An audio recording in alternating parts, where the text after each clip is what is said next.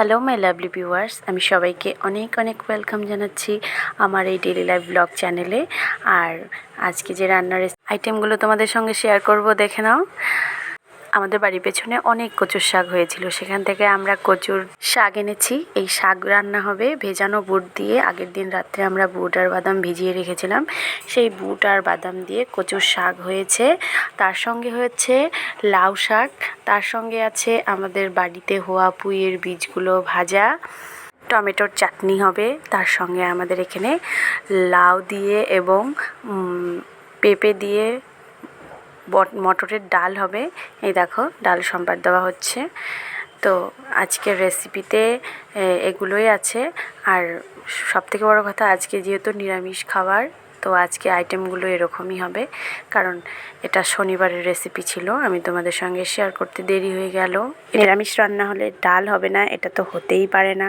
আর ডাল ছাড়া এই দিনে খাওয়া তো খুব অসম্ভব। নিরামিষ খাবার খেতে একটা অন্যরকম শান্তি আছে, যেটা আমিষ খাবারে নেই। আর আমাদের সনাতন ধর্মে আমরা যদি নিরামিষ খাবারই পছন্দ না করি, তাহলে এটা তো কোনো কথাই হয় না। কারণ সনাতনদের আসল খাবারই হচ্ছে নিরামিষ আহার। প্রতিদিনের খাবারের নতুন নতুন আইটেম এবং নতুন নতুন স্বাদ পাওয়া যায়, আর এটা তো খুবই ভালো লাগে।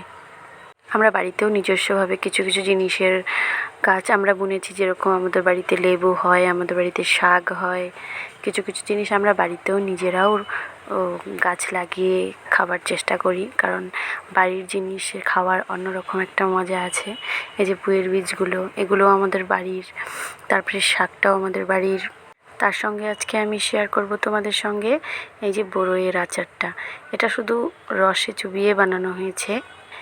এখানে শুকনো বড়ইগুলোকে আমরা আগের দিন ভিজিয়ে রেখেছিলাম জলে। তারপরে এই বড়ইগুলো আমরা মিষ্টির শিরা করে ওখানে আমরা এই বড়ইগুলো দিয়ে দিয়েছিলাম। আর এই যে আচারটা প্রস্তুত হয়েছে। এটা নর্মালি আচার হয়েছে, কিন্তু খুব টেস্টি হয়েছিল আচারটা খেতে। তার সঙ্গে যে টমেটোর চাটনি। আচারটা দেখতে যতটা সুন্দর লাগছে, খেতে তার থেকে আরও অনেক বেশি টেস্টি হয়েছে। তো আমার এই ব্লগের চ্যানেলে তোমরা সব সময় থেকো, আমার ব্লগগুলো দেখো তোমরা, তার জন্য অনেক অনেক ধন্যবাদ। অনেক অনেক রেসপন্স পেয়েছি তোমাদের। আরও যেন আমি ভবিষ্যতে তোমাদের সঙ্গে অনেক কিছু শেয়ার করতে পারি, আশা রাখলাম।